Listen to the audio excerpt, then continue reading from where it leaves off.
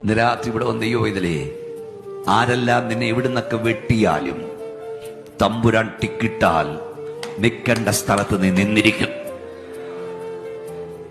ആരുടെ എല്ലാം ലിസ്റ്റിൽ നീ ഇല്ലെങ്കിലും തമ്പുരാന്റെ ലിസ്റ്റിൽ നീ ഉണ്ടെങ്കിൽ നിന്നെ എത്തിക്കേണ്ടത് എത്തിച്ചിരിക്കും. സ്വതന്ത്ര ശക്തിയോട് പറഞ്ഞ് ദാവീദിനെ റെക്കമെൻഡ് ചെയ്ത ആരുമല്ല, ശൗല് റെക്കമെൻഡ് ചെയ്തില്ല. ശൗമേന്റെ പ്ലാനിൽ അവനില്ലായിരുന്നു.